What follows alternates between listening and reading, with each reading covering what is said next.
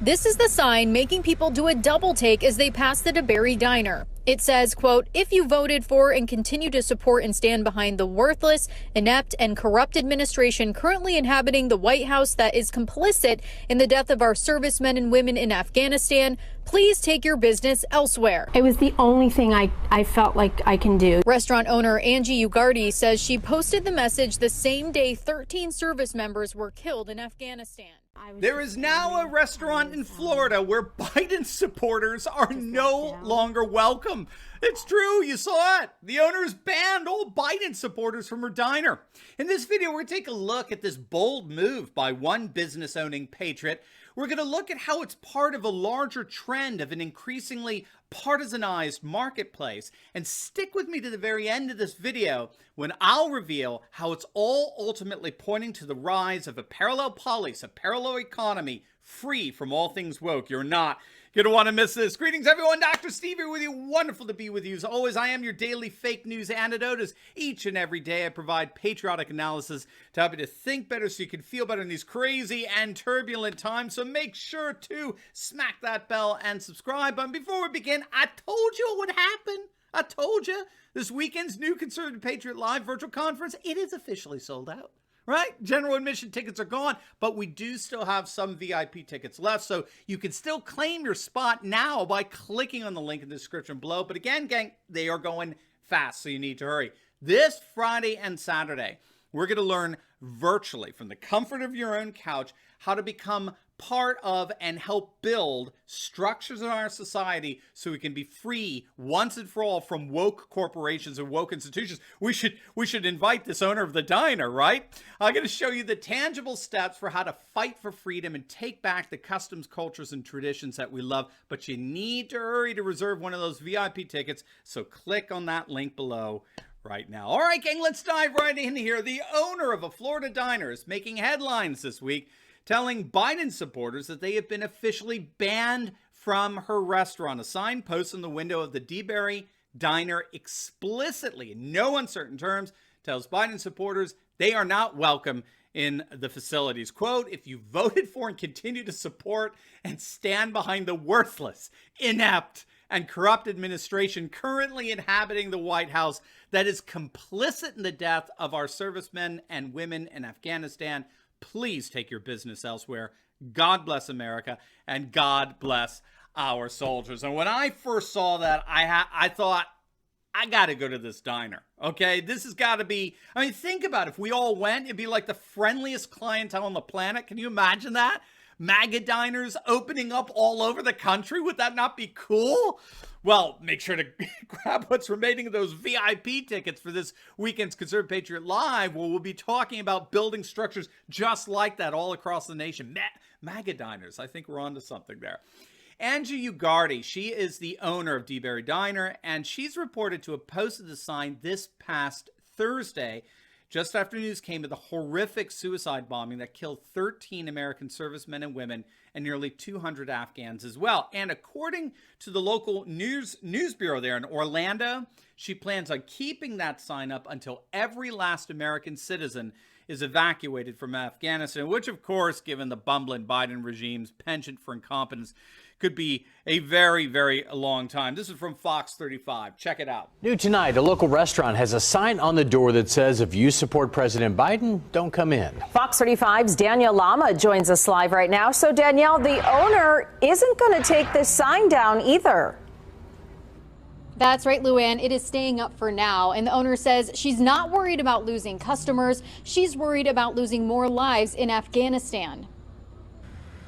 This is the sign making people do a double take as they pass the DeBerry Diner. It says, quote, if you voted for and continue to support and stand behind the worthless, inept, and corrupt administration currently inhabiting the White House that is complicit in the death of our servicemen and women in Afghanistan, please take your business elsewhere. It was the only thing I felt like I can do. Restaurant owner Angie Ugardi says she posted the message the same day 13 service members were killed in Afghanistan. I was just angry. I was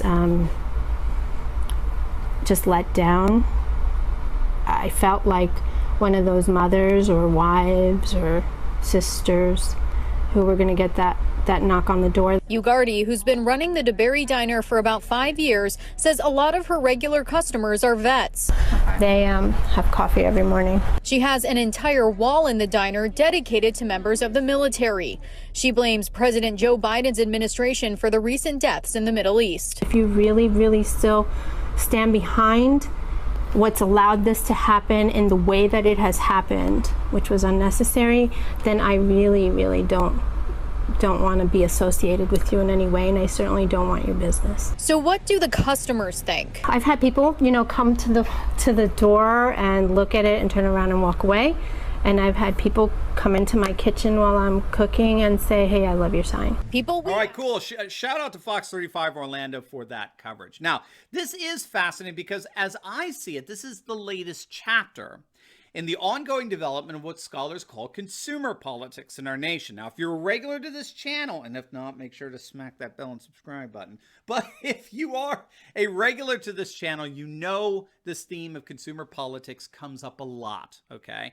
Consumer politics involves customers intentionally buying from companies that promote and support our political commitments on the one hand, while intentionally refusing to purchase from those companies that actively oppose our politics on the other. And so consumer politics generally involves what are called boycotts, right? And boycotts. Boycotts are the refusal to purchase from companies that offend our political values, while boycotts are intentional purchases from companies that support our political values. And we talked about this in our video, I think it was last week, 2 weeks ago, with the whole controversy surrounding Megan Rapinoe and her corporate sponsorship with Subway sandwiches. Do you remember that? I mean, it was widely reported. Subway franchises, particularly in red states across the nation, they've had to call their headquarters to immediately terminate their relationship with the ultra-woke Rapinoe. The owners were getting tons of complaints from angry customers who pledged to boycott Subway until they ditch Rapinoe. So, for example, one owner reported getting another letter taped to the door on his Subway shop, and it read, quote, "Boycott Subway until Subway fires the anti-American Megan Rapinoe, the creep who kneels for our beloved national anthem." And so more and more owners have had to increasingly become vocal and advocate for their customers and tell headquarters to pull these advertisements. They're just horrific for business. That's consumer politics. Now, what's interesting in this case in Florida is that we're seeing a new layer of consumer politics here, when now the owners, the business owners, are telling their potential customers to take a hike. Okay, so they're basically boycotting their customers. Now, again, we've seen this before, but it's been primarily on the side of the left. I don't know how many of you remember when Jimmy Kimmel, the late night television clown who actually thinks he's funny, well, he is funny, but not in the way he thinks. I certainly enjoy laughing at him. But if you recall, it was a few years back, and Jimmy Kimmel was asked in an interview about whether he was worried about alienating Republican viewers by virtue of his constant anti-Trump rhetoric on his show. And he basically said that Republican and Trump voters weren't welcome. He didn't want them as his viewers. He did not want them as part of his audience. He said, he said, instead of saying good riddance, I would just say riddance.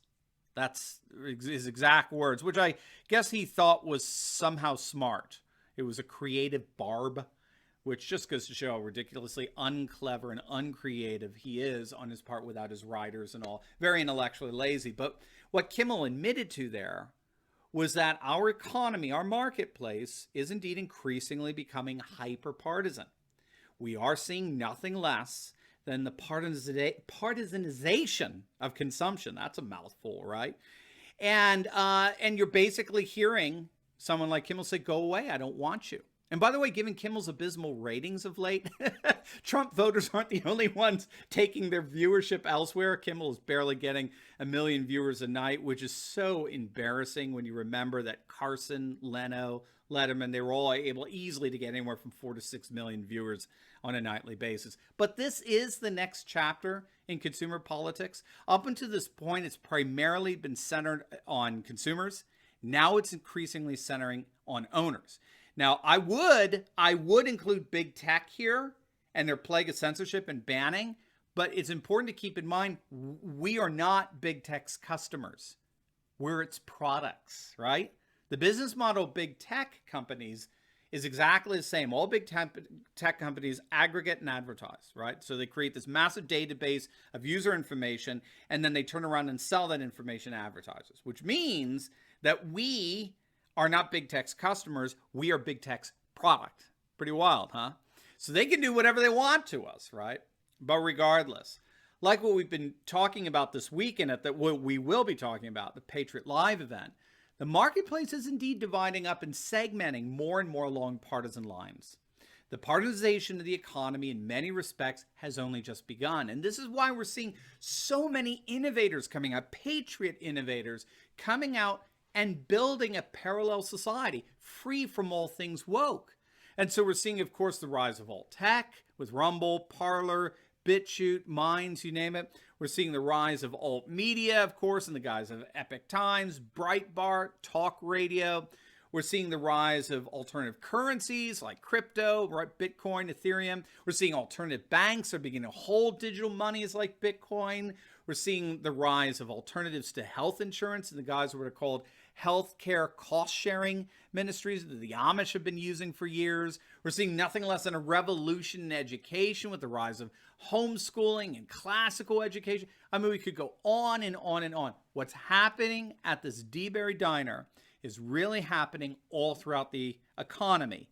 The marketplace is becoming more and more segmented around partisan loyalties, which means that a full Patriot-inspired economy free from all things woke is indeed the wave of the future. Now, before you go, you will definitely want to check out my latest video I just uploaded. It's on how woke teachers are being fired from schools all across the country. You're not going to want to miss it, so make sure to click on the link, and I'll see you over there.